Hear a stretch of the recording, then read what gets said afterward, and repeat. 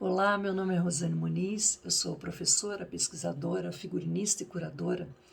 E para essa edição do Congresso, eu trouxe para reflexão um dos trabalhos criados para o projeto Designers à Beira do Abismo, um experimento que realizo há 5 anos com figurinistas sobre seus processos de criação, levando o profissional, que geralmente é dos bastidores, a materializar sua própria angústia e performar com seu traje de cena.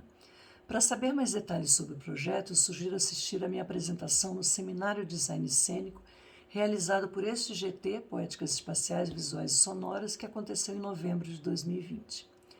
A proposta de um dos meus alunos, o artista Vinícius Dantas, durante o processo de formação na linha de estudo Cenografia e Figurino da SP Escola de Teatro, trouxe a sensação de impotência como essa angústia máxima, com o desejo de derrubar todas as estruturas que nos oprimem nessa cidade grande que é de São Paulo, para onde Vinícius tinha se mudado há pouco tempo, vindo de sua cidade natal, que é Natal, no Rio Grande do Norte.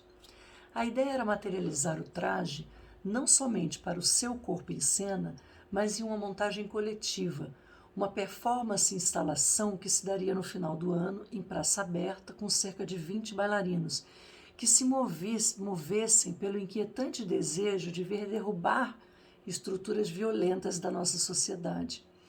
Eu sugeri a realização prática do projeto e daí ele foi tomando forma.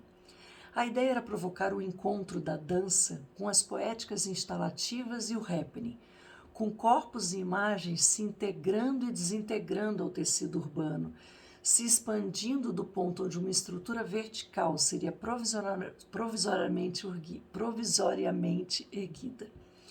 Composta de corpos em planos de camadas, cobertos por barro e por materiais que se quebrariam por meio do movimento desses corpos, fazendo com que a torre humana fosse derrubada.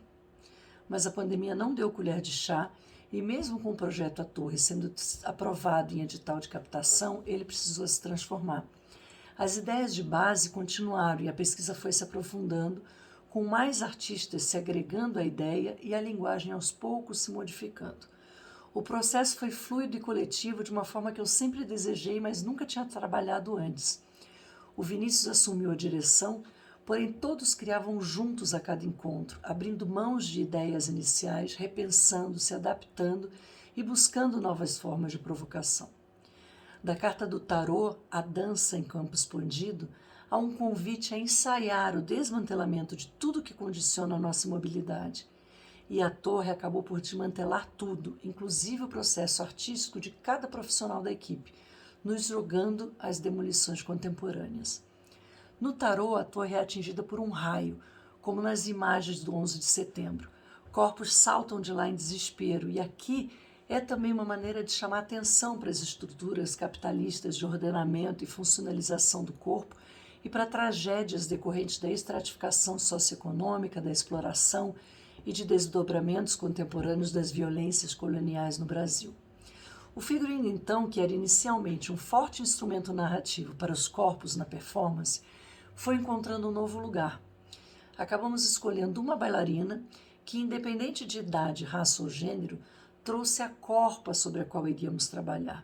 Uma corpa agenciadora primeira, que tornasse prenhe como uma corpa paisagem, que saiu da rua e teve que ir para o espaço interno de um estúdio.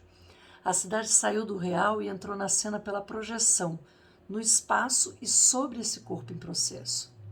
Vestir o figurino é atividade, não é passividade.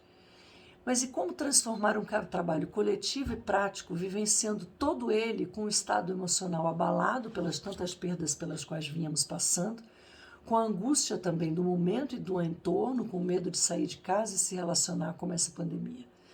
A torre daí foi sendo emprenhada também pelas dores de todos nós, pelo desejo de derrubar e reconstruir caminhos. A construção se dava por reuniões semanais via Zoom. A cada semana um novo artista se somando ao todo, pelas novas necessidades que iam surgindo, pela necessidade do trabalho ser realizado e apresentado virtualmente. Por esse motivo, a linguagem audiovisual foi sendo cada vez mais incorporada à cena. A projeção da cidade no fundo de chroma key faz com que esta corpa tenha uma camada diferenciada.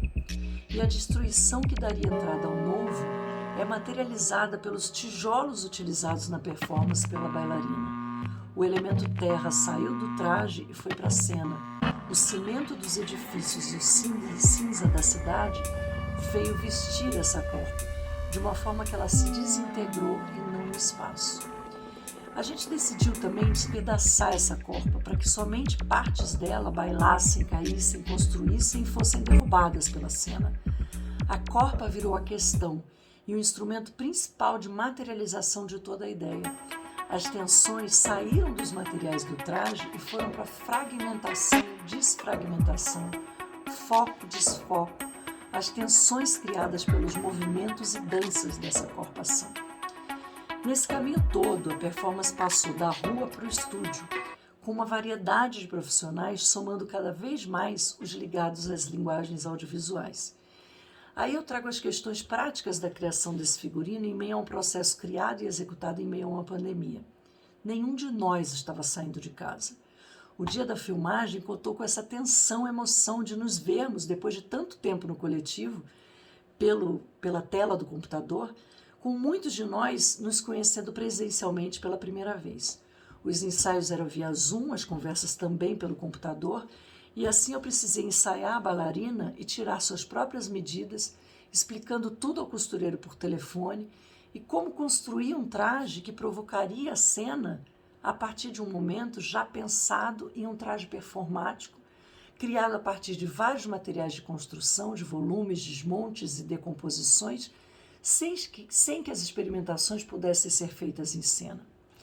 Muitos desses materiais foram levados para o estúdio, porém o desprendimento artístico foi necessário para perceber as alterações que se deram nesse processo.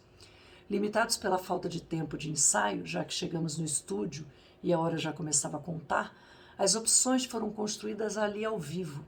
O traje de chroma key ficou largo no corpo e as sombras nos vincos prejudicaram a projeção. Mesmo montado em partes para que o diretor pudesse escolher na hora qual parte do corpo ficaria à mostra e qual sumiria na projeção total com a cena, nem tudo se sobrepunha, e no movimento da corpa apareciam pulsos ou tornozelos que anulavam a possibilidade de uso dessa cena. Também as redes de proteção, as fibras, não tendo tido tempo de serem experimentados anteriormente junto à equipe, não fluíram bem e suas cenas também não puderam ser aproveitadas.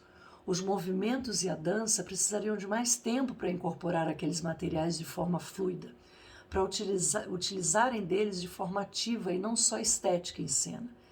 Dessa forma, eu trago com essa reflexão desse trabalho, a discussão, o que se deu em meio da pandemia com essa experiência. É a necessidade urgente de maior integração com as linguagens audiovisuais por profissionais acostumados a lidar com as artes cênicas. E segundo, a generosidade e a compreensão do todo para que cada profissional possa perceber suas rápidas alternâncias e necessidade de descarte de ideias que antes eram fundamentais. E, por último e não menos importante, pensar sobre o figurino como dramaturgia e como parte ativa na performance que precisa ser construída junto com o intérprete, ao longo dos ensaios e presencialmente, evidenciando o que vemos na prática quando o figurino chega só na véspera da estreia ou no ensaio geral e dificulta sua narrativa em cena. Dessa vez, por limitação, nós tivemos que vivenciar o que normalmente se acontece em uma montagem teatral. E é isso tudo que eu trago para reflexão nesse congresso.